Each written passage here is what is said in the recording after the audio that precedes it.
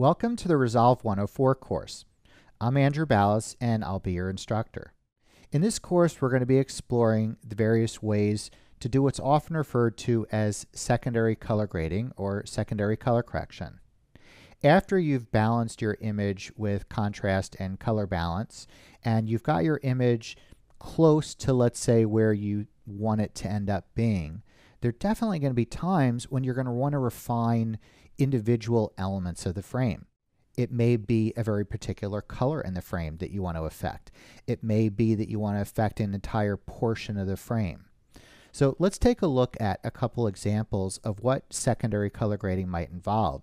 And over the next course, we're going to look at a whole host of different tools that we can use for all kinds of different scenarios. To start off with, let's say in this particular shot, the original recorded image looked like this.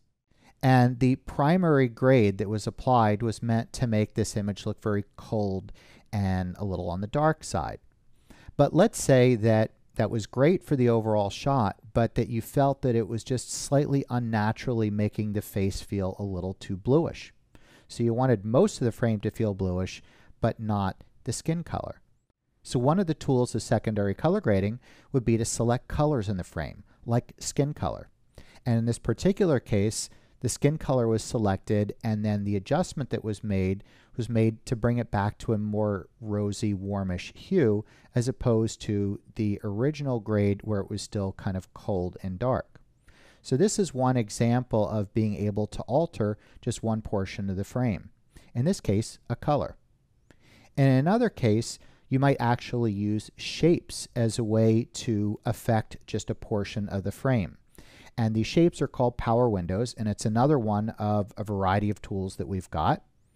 In this case, the original recorded image was here.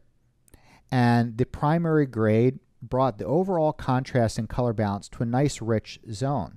The only problem is now the actor's face is just a little too shaded.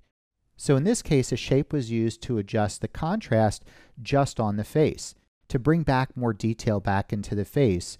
So not only was the overall shot balanced where you wanted it, but then individual parts like the face were also brought back as well.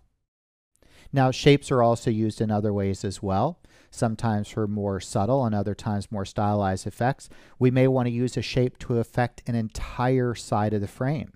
In this particular case, the original recorded image was here, and the primary grade was used to overall kind of darken the shot, make it look a little late in the day.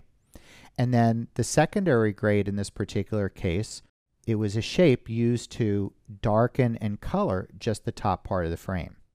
So these are some examples of what secondary color grading is about. After we've got our shot dialed in as close as possible, then we'll start remolding and reshaping individual parts of the frame. In the following tutorials, we'll start this by exploring power windows.